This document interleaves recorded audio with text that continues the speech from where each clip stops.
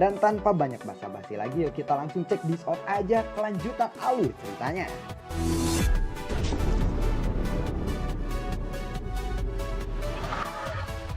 Di episode sebelumnya, Xiaoyan yang sedang bertarung melawan Wuyong, segera tinju Xiaoyan dihantamkan ke arah Wuyong.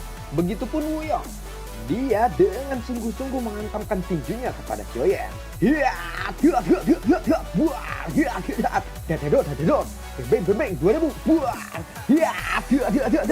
Setelah beradu pukulan beberapa lama, mereka pun mundur satu sama lainnya. Xiaoyan lalu berteriak, "The body of Emperor Yang." Tubuh Xiaoyan tiba-tiba membengkak dan menjadi raksasa yang dikelilingi oleh naga api. Wuyong melihat itu, dia segera mengulurkan tangannya. Telapak tangan energi segera ditembakkan ke arah Xiaoyan. Telapak tangan energi itu seketika musnah saat menghantam tubuh Xiaoyan. Melihat itu, Wuyong terkejut dan berkata, "Tidak mungkin," ucap dari Wuyong.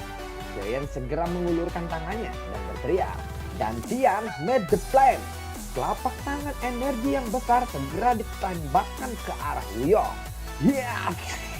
Melihat serangan ke arahnya, Wuyong segera berteriak, "Kaisar Gun!" Bayangan senjata besar terbentuk di tangan Wuyong. Senjata itu segera dihantamkan ke arah telapak tangan yang mengarah kepadanya. Buar! Melihat serangannya berhasil ditangkis, Xiaoyan segera melesat ke arah Wuyong. Tangannya mengepal dan pedang Xuan pun segera muncul, lalu dihantamkan ke arah Wuyong. Genting buar! Lalu tiba-tiba terdengar teriakan dari Xiong Yuan. "Hei, berhenti! Wuyong, apa yang kamu lakukan?" ucap dari Xiong Yuan. Wuyong melihat wajah Xiong Yuan yang penuh dengan amarah, dia segera menundukkan kepalanya. Xiaoyan hanya tersenyum dan berkata, "Saudara Xiong Yuan, dia hanya ingin mengujiku dan tidak menyakitiku. Tolong jangan salahkan dia," ucap dari Xiaoyan. Xiong Yuan lalu berkata, "Xiaoyan, kamu tidak perlu membelanya. Aku sangat jelas tahu tentang karakter bocah ini." "Hei, Wuyong, apakah kamu tahu bahwa dia berasal dari keturunan Xiao?" ucap dari Xiong Yuan kepada Wuyong. Mendengar itu, Wuyong terkejut dan berkata, "Keturunan Xiao?" ucap dari Wuyong. Mendengar kata-kata dari Wuyong, Xiong Yuan lalu menganggukkan kepalanya dan berkata, "Untungnya saudara Xiaoyan tidak menyalahkanmu kali ini. Kalau tidak, kamu tidak akan bisa berdiri di sini dan harus dihukum selama 1 tahun pergi ke Yaogu," ucap dari Xiong Yuan. Wuyong hanya menganggukkan kepalanya setelah dia mengetahui ini. Xiaoyan hanya berkata, "Saudara Xiong Yuan, lupakan saja. Kita hanya sedang melakukan tes kemampuan dan tidak ada yang perlu dikhawatirkan dan tidak perlu untuk menghukumnya," ucap dari Xiaoyan. Xiong Yuan lalu menghela nafas panjang dan dia membiarkan Wuyong untuk pergi. Xiong Yuan lalu berkata, "Saudara Xiaoyan terlalu baik. Baiklah, bagaimana kalau sekarang kita pergi ke istana Douzi dan aula promosi," ucap dari Xiong Yuan. Mereka pun segera pergi dari tempat ujian dan berkeliling ke tempat lain. Singkat cerita, malam pun tiba. Xiaoyan berbaring di halaman menatap bintang-bintang di langit. Xiaoyan masih memikirkan pertempuran tadi sore. Dia hanya bisa menghela nafas. Dia merasakan tampaknya ada kekuatan khusus di benua ini yang menekan kekuatannya. Xiong Yuan perlahan berjalan menghampiri Xiaoyan dan berkata, "Hei saudaraku, apa yang kamu pikirkan?" tanya dari Xiong Yuan. Xiong Yuan juga ikut berbaring di samping Xiaoyan saat ini dan menatap bintang-bintang. Xiaoyan lalu berkata, "Aku hanya rindu akan rumah. Apakah kamu tidak pernah berpikir untuk pulang?" tanya dari Xiaoyan. Xiong Yuan tersenyum dan berkata, "Aku tidak ingin pulang karena aku tidak punya rumah. Hanya disinilah rumahku. Saudaraku, jika kamu sudah datang ke sini, maka kamu tidak akan bisa kembali loh," ucap dari Xiong Yuan. Xiaoyan terkejut dan berkata, "Tidak bisa kembali?" tanya dari Xiaoyan. "Ya, sebenarnya ada beberapa metode untuk kembali," ucap dari Xiong Yuan. Xiaoyan lalu berkata, "Metode seperti apa? Tolong beritahu aku senior," ucap dari Xiaoyan. Xiong Yuan lalu menjawab, "Metodenya sangatlah sederhana. Ya, kamu hanya harus melampaui kemampuan kaisar. Tetapi kamu pasti tahu kan, di tempat ini hanya ada satu orang yang telah melampaui kaisar selama ribuan tahun ini." Begitulah kira-kira ucap dari Xiong Yuan. Xiaoyan mendengar itu lalu dia berkata, "Aduh, tamat sudah riwayatku," ucap dari Xiaoyan. Xiong Yuan kembali berkata, "Setidaknya dibutuhkan waktu 1000 tahun untuk naik ke Kaisar Bintang 2. Dengar itu, Xiaoyan memikirkan hal. Mungkin dia tidak akan bisa pernah kembali melihat kerabatnya lagi di benua Doki. Lalu Xiaoyan perlahan berdiri dan dia bergumam, "Aku tidak boleh menyerah begitu saja. Sun Sailin, anak-anakku, tunggulah aku," ucap Xiaoyan di dalam hatinya. Setelah mengobrol dengan Xiong Yuan, Xiaoyan mendapatkan banyak informasi darinya. Ada 3 keajaiban di benua ini, yaitu api langit aneh, 2 hantu aneh, 3 segel aneh. Akhirnya mereka mengobrol dan tanpa terasa pagi pun tiba. Xiaoyan pergi dengan Xiong Yuan dan di setiap pagi semua murid dari lembah Tianming akan pergi ke alun-alun untuk berlatih. Terlihat para murid di lembah Tianming saling bertukar serangan di lapangan yang luas. Xiaoyan mengamati pertarungan antara murid untuk melihat semua jenis keterampilan bertarung mereka. Seseorang pria muda berjirah tempur datang menghampiri Xiaoyan dan Xiong Yuan. Lalu dia berkata, "Kakak, apakah dia anak baru?" tanya dari pria muda itu. Xiong Yuan tersenyum dan mengangguk. Pria muda itu pun lalu berkata kepada Xiaoyan, "Adik, bagaimana kalau kita berlatih bersama?" tanya dari pria muda itu.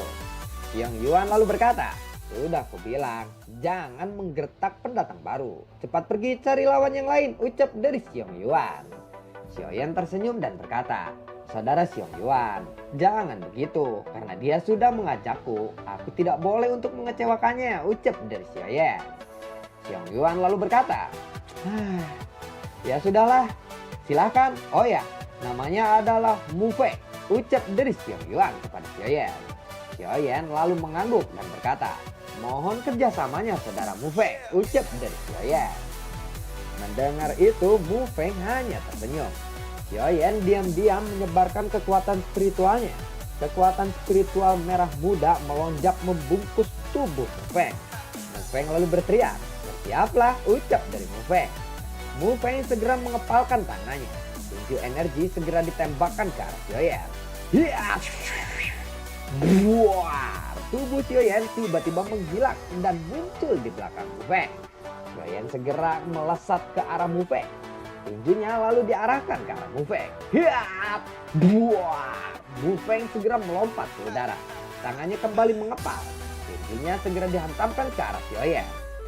Pertarungan sengit pun terjadi di sini. Setelah bertukar pukulan, mereka mundur beberapa langkah. Mu Fei kembali mengepalkan tangannya. Tangannya tiba-tiba bersinar. Sinar itu segera membentuk tubuh energi. Mu Fei lalu berteriak, "Ya, buar!" Tubuh energi itu segera melesat ke arah Xiaoyan. Buar! Xiaoyan terpental beberapa langkah, lalu seteguk darah dimuntahkan olehnya. Melihat Xiaoyan terkena serangan dari Mu Fei, Xiong Yuan lalu bergegas maju untuk menghentikan pertempurannya, tetapi segera dihentikan oleh Xiaoyan. "Tidak apa-apa senior, sudah lama aku tidak berlatih, biarkan aku berlatih kali ini," ucap dari Xiaoyan. Xiaoyan tersenyum kepada Xiong Yuan. Pertempuran baru saja dimulai. Terluka adalah hal yang wajar dalam pertarungan ini, ucap Xiaoyan kembali. Xiaoyan lalu berteriak, "Sweet Fire Lotus!" Kelompok api aneh yang tidak terhitung jumlahnya segera terbang keluar dari tubuh Xiaoyan. Api itu segera menyatu. Para murid Tianming yang menyaksikan aksi Xiaoyan terkejut dan berkata, "Seseorang alkemis," ucap dari para murid. Melihat api yang melonjak keluar dari tubuh Xiaoyan, Mu Fei segera berteriak, "Power Aegis the Emperor!" Tubuh Mu Fei perlahan muncul, warna emas yang pucat. Saat ini Xiaoyan sudah memegang bola api seukuran kepalan tangan. Setelah itu Xiaoyan segera melemparkan bola api itu ke arah Mu Fei. Gelombang api menyapu sekitarnya. Asap tebal lalu menutupi sosok Xiaoyan dan Mu Fei. Setelah beberapa saat, asap berangsur-angsur menghilang dan sosok Xiaoyan dan Mu Fei perlahan muncul. Melihat kejadian ini, para murid kaget setelah melihat pakaian Mu Fei telah terbakar habis. Tubuh bagian bawahnya hanya ditutupi dengan besi biasa. Mu Feng lalu berkata, kekuatan saudara Xiaoyan benar-benar luar biasa. Tapi apa itu? Tanya dari Mu Feng. Mu Feng lalu bergumam, jika dia mengerahkan seluruh kekuatannya, kemungkinan aku akan mengalami cedera yang serius. Lebih baik aku menjauh dari anak ini, ucap dari Mu Feng di dalam hatinya. Xiaoyan lalu berkata, ini hanya senjata yang umum digunakan, tidaklah ada yang spesial dari kekuatan itu. Senior Mu Feng, sepertinya aku harus segera pergi, mungkin kita bisa membahasnya lain waktu, ucap dari Xiaoyan. Xiaoyan pun segera melangkah pergi. Xiaochuan lalu mengikutinya dari belakang. Saat Xiaoyan pergi, suara tepuk tangan tiba-tiba terdengar. Prok prok prok prok prok. Xiaoyan segera melihat ke atas platform yang tinggi. Matanya penuh kegembiraan. Dia segera berlutut dan berkata, salam leluhur, ucap dari Xiaoyan. Saat Xiaoyan berlutut, dia diangkat oleh tangan yang kuat. Seorang laki-laki tua muncul di depannya. Laki-laki tua itu berkata, aku tidak berharap bahwa keluarga Xiao masih bisa menghasilkan seorang kaisar. Kamu adalah satu-satunya dalam 1000 tahun ini. Jadi tidak perlu terlalu sopan kepadaku. Ayo kita kembali ke klan Xiao bersamaku, ucap lelaki tua itu. Kaisar Ming pun tiba-tiba muncul dan berteriak, hei Tuan Xiao, dia dijemput olehku, jangan lupa itu. Meskipun dia adalah keturunanmu dari klan Xiao, aku berniat untuk menjadikannya muridku. Bagaimana? Ucap dari Kaisar Ming. Ternyata lelaki tua itu bernama Xiao Long. Dia adalah leluhur Xiaoyan.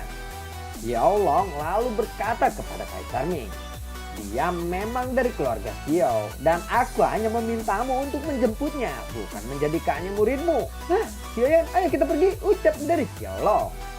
Mendengar itu, Kaisar Ming bergegas maju dan meletakkan tangannya di bahu Xiao Long.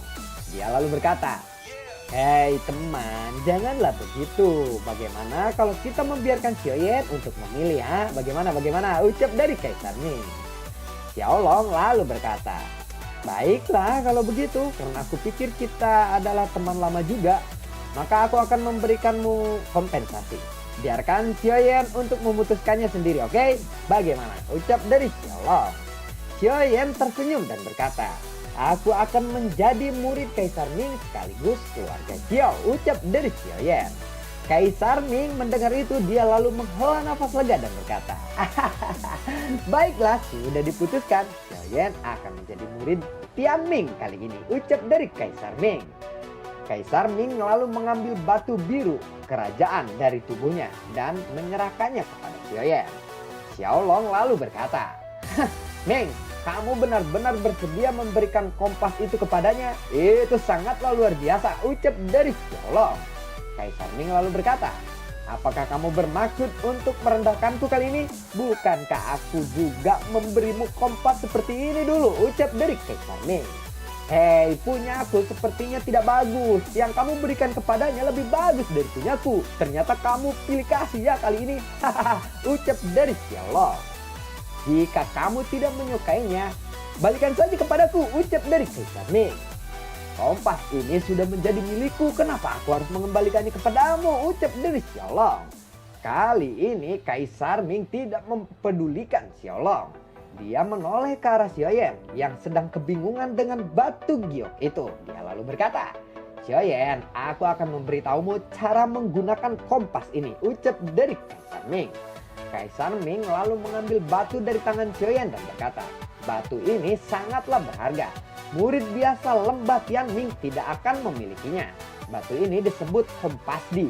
Benda ini hanya dibuat olehku di lembah Tian Ming ini. Salah satu kegunaannya adalah membentuk lubang spasial. Tetapi tidak sebanding dengan lubang spasial yang asli. Jika kamu memasukkan kekuatan spiritualmu ke dalam kompas ini, sekelompok cahaya akan muncul. Selama kamu tidak berada di tempat khusus, kamu bisa terteleportasi dalam sekejap dari tempat kamu sebelumnya, ucap dari Kaisar Ming. Singkatnya, itu adalah teleportasi yang memungkinkan Xiaoyan pergi ke suatu tempat dan jumping ya, tapi mungkin hanya di benua kaisarnya saja, nggak termasuk ke benua Doki ya.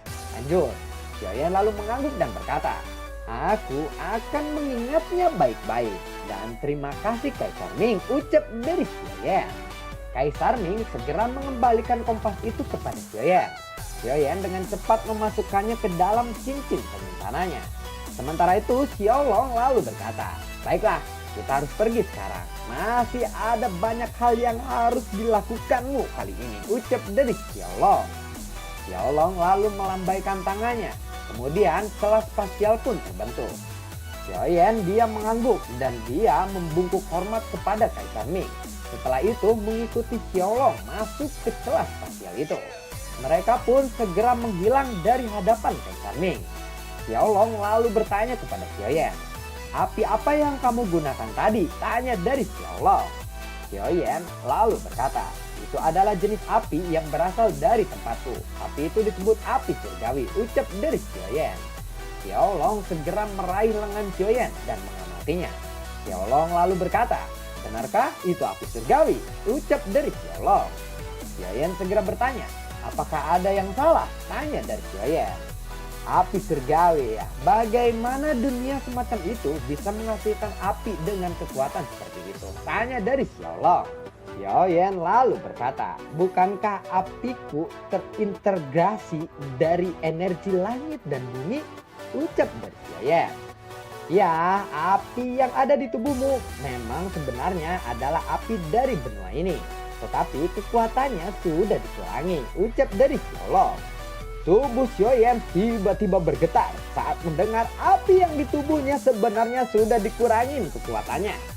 Xiaoyan lalu terkejut dan berkata, jadi kekuatan api yang ada di tubuhku ini ternyata telah berkurang. Tetapi kenapa masih begitu mengerikan di benuaku? Ucap dari Xiaoyan.